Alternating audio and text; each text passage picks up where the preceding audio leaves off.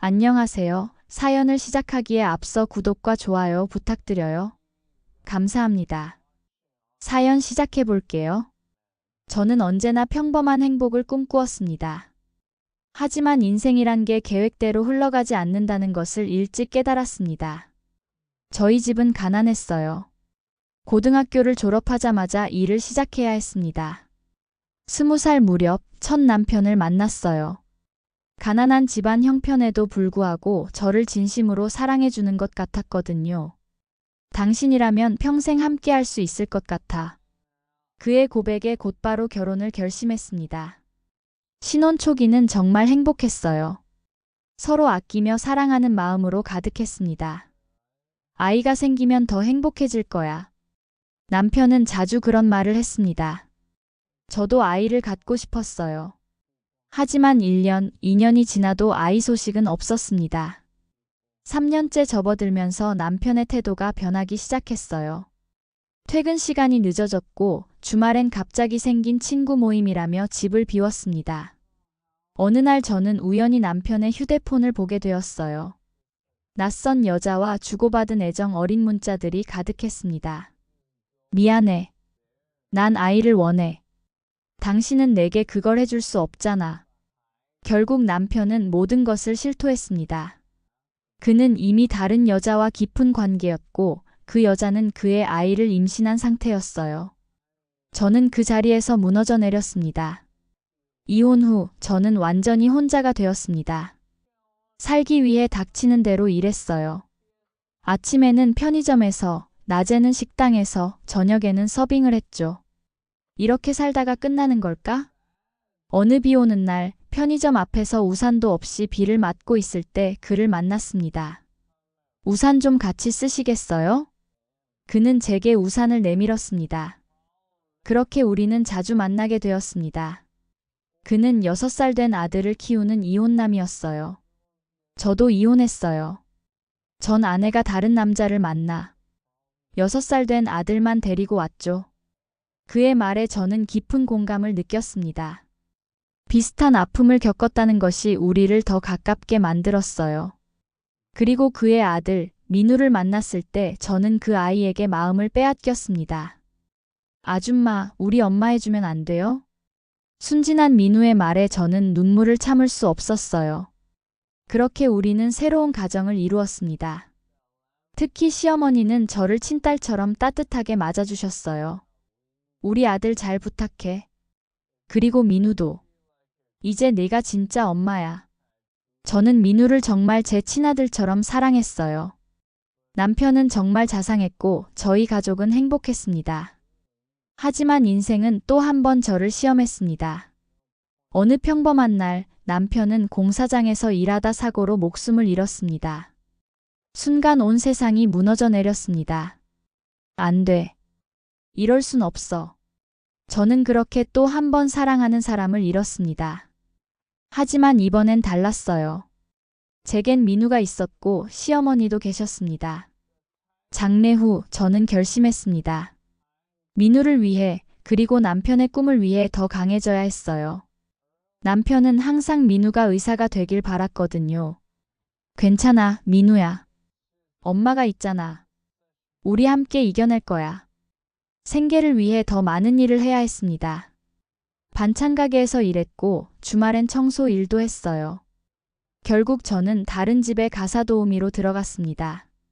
숙식이 제공되고 월급도 더 많았지만 그건 민우와 떨어져 지내야 한다는 의미였어요. 엄마, 가지 마. 울면서 매달리는 민우를 뒤로하고 저는 발걸음을 떼야 했습니다. 주말에만 집에 돌아올 수 있었지만 그것만으로도 감사했어요. 힘든 세월이 흘렀습니다. 민우는 중학생, 고등학생이 되었고 저는 여러 집을 전전하며 일했어요. 우리 민우도 언젠간 저렇게 될 거야. 민우는 정말 똑똑했어요. 어려운 환경에도 불구하고 항상 공부를 열심히 했고 성적도 뛰어났습니다. 엄마, 난 꼭 의사가 될 거예요. 아빠의 꿈이자 제 꿈이에요. 시간은 흘러 민우는 의대에 합격했습니다. 그날은 제 인생에서 가장 자랑스러운 날 중 하나였어요. 엄마, 이제 엄마가 쉬세요. 제가 아르바이트 할게요. 민우는 늘 그렇게 말했지만 저는 계속 일했습니다. 의대 공부는 더 많은 비용이 들었고 민우가 공부에만 집중하길 바랐거든요. 마침내 민우는 의사가 되었습니다. 수년간의 고된 공부 끝에 그는 인턴, 레지던트 과정을 마치고 정식 의사가 되었죠.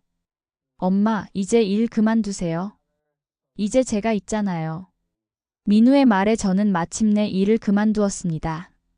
민우는 개업이로 작은 병원을 시작했고 저와 시어머니를 위해 집을 마련해 주었습니다. 그러던 어느 날 민우가 조심스럽게 이야기를 꺼냈습니다. 엄마, 제가 좋아하는 사람이 생겼어요. 민우의 말에 저는 기쁨과 동시에 약간의 불안함을 느꼈습니다. 소연이라는 간호사였어요. 첫인상은 좋았습니다. 단정한 외모에 예의 바르고 따뜻한 미소를 지닌 아이였죠. 어머님, 민우 오빠는 정말 자랑스러운 의사예요. 항상 환자들에게 정성을 다하고 동료들에게도 존경받는 의사예요. 그렇게 1년 정도 만남을 이어갔고 민우는 결혼을 결심했습니다. 상견례 날이 왔습니다. 소연이 추천한 고급 레스토랑이었어요. 소연의 부모님이 도착했을 때 저는 약간 긴장했어요. 그들은 분명 저희보다 훨씬 부유해 보였습니다. 안녕하세요. 민우 어머니입니다. 만나서 반갑습니다. 소연의 어머니는 제 인사에 형식적으로 고개만 살짝 끄덕였어요. 그리고 갑자기 물었습니다. 그런데 민우 씨 친어머니는 안 오셨나요? 순간 테이블의 분위기가 얼어붙었습니다. 민우가 얼굴을 굳히며 대답했어요. 제 어머니세요. 제가 9살 때부터 저를 키우신 분이에요. 소연의 어머니는 의아한 표정을 지으며 소연을 쳐다보았습니다. 아, 그랬었나? 기억이 안 나는걸? 저는 불편함을 느꼈지만 분위기를 망치고 싶지 않아 미소를 지었어요. 네, 민우는 제 친아들이나 다름없어요. 9살 때부터 함께 했으니까요. 그 말에 소연의 어머니는 코웃음을 쳤습니다. 아, 그렇군요. 그래도 피는 물보다 진하다고 하잖아요. 친어머니가 아니시면. 민우가 급하게 말을 끊었습니다. 어머니는 저에게 친어머니 이상이십니다. 제가 의사가 될 수 있었던 것도 모두 어머니 덕분이에요. 식사는 계속되었지만 분위기는 이미 경직되어 있었어요. 소연의 아버지가 민우의 병원과 앞으로의 계획에 대해 물었습니다. 그렇군. 하지만 지방의 작은 병원으로는 한계가 있지 않을까? 서울에 와서 큰 병원에 들어가는 게 어떻겠나? 소연의 어머니가 갑자기 웃음을 터뜨렸습니다. 아이고, 그래봤자 얼마나 벌겠어요? 어차피 우리 소연이가 지방에서 고생할 일은 없어요. 저는 참을 수 없어 입을 열었습니다. 민우는 돈보다 가치 있는 일을 하고 있어요. 많은 환자분들이 민우를 신뢰하고 의지하시죠. 소연의 어머니는 저를 무시하듯 시선을 돌리더니 민우에게 말했습니다. 민우 씨, 솔직히 말해서 우리 소연이는 좀 더 나은 조건에서 살 자격이 있어요. 그리고 갑자기 폭탄 같은 말을 던졌습니다. 그리고 솔직히 말해서 계모 주제에 사돈 대접 받고 싶으신가요? 순간 테이블이 완전히 조용해졌습니다. 저는 제 귀를 의심했어요. 민우가 벌떡 일어섰습니다. 그의 얼굴은 분노로 일그러져 있었어요. 지금 무슨 말씀을 하시는 겁니까? 어머니를 모욕하다니 도대체 어떻게 그런 말을 할 수 있습니까? 소연의 어머니는 전혀 당황하지 않은 표정으로 오히려 더 거만하게 말했습니다. 모욕이라니 사실을 말한 것뿐인데 우리 집안과 사돈이 되는데 급이 안 맞아도 너무 안 맞네요. 계모가 어떻게 우리와 같은 자리에 앉아 있을 수 있다고 생각하는 거예요? 저는 심장이 멎는 것 같았습니다. 시어머니는 충격으로 말을 잇지 못하셨고 소연은 얼굴이 하얗게 변한 채 자신의 어머니를 바라보고 있었습니다. 어머니, 제발 그만하세요. 소연이 작은 목소리로 말했지만 그녀의 어머니는 들은 척도 하지 않았어요. 소연아, 너 정말 이런 집안과 엮이고 싶니? 그 나이에 재혼해서 남의 아이를 키운 여자가 내 시어머니라니 생각만 해도 끔찍하구나. 인생이 너무 박복하지 않니? 그 순간 민우의 인내심이 한계에 다다랐습니다. 그는 테이블을 내리치며 소리쳤어요. 당장 사과하세요. 우리 어머니는 제게 목숨까지 바치신 분입니다. 저를 위해 온갖 고생을 다 하셨어요. 소연의 어머니는 다시 한번 코웃음을 치며 말했습니다. 뭐 사실이잖아요. 피 한 방울 섞이지 않은 남의 여자가 어떻게 진짜 어머니가 될 수 있다고 생각해요? 그냥 동정심에 키웠겠지. 아니면 다른 이유가 있었을지도 모르고. 민우의 얼굴이 붉게 변했습니다. 그리고 갑자기 그는 소연의 어머니를 향해 손을 들었습니다. 소연의 어머니의 뺨을 세게 내리쳤어요. 감히 내 어머니를 그렇게 모욕해? 식당 안이 순간적으로 조용해졌습니다. 소연의 어머니는 충격으로 말을 잇지 못했어요. 그런데 갑자기 소연의 어머니가 분노에 차서 소리를 질렀습니다. 이 버릇없는 놈. 감히 나를. 그녀는 손을 들어 민우의 얼굴을 향해 휘두르려 했습니다. 그 순간 저는 본능적으로 자리에서 일어나 그녀의 손을 막아섰어요. 그만하세요. 제 목소리는 조용했지만 단호했습니다. 그쪽이 감히 지금 나를 막는 거예요? 저는 담담하게 대답했습니다. 네. 우리 아들에게 손대는 것을 막는 겁니다. 어머니로서요. 소연의 어머니가 비웃으며 말했습니다. 어머니라고요? 당신이 무슨 어머니예요? 그냥 남의 아이를 돈 때문에 키운. 제가 그녀의 말을 끊었습니다. 제가 무슨 말을 하는지 잘 들으세요. 저는 민우를 9살 때부터 키웠습니다. 저는 그 아이를 제 살과 피처럼 여기며 키웠어요. 남편이 사고로 떠난 후 저는 민우를 위해 모든 것을 다 바쳤어요. 다른 집 식모살이도 했고 반찬 가게에서 밤늦게까지 일했습니다. 왜 그랬을까요? 돈 때문이었을까요? 아닙니다. 그건 사랑이었어요. 저는 잠시 숨을 고르고 계속 말했습니다. 민우는 항상 엄마라고 저를 불렀고 저는 그 말 한마디에 모든 고통을 견딜 수 있었어요. 저에게 민우는 그 어떤 피보다도 진한 사랑으로 연결된 아들입니다. 소연은 잠시 동안 혼란스러운 표정으로 우리와 그녀의 부모님 사이를 번갈아 쳐다보았습니다. 그녀의 눈에는 눈물이 고여 있었어요. 죄송합니다. 이런 상황이 될 줄은 몰랐어요. 소연의 어머니가 딸의 팔을 잡아 끌었습니다. 소연아, 이제 그만 가자. 이런 사람들과 더 이상 시간을 낭비할 필요 없어. 민우가 소연에게 다가가 말했습니다.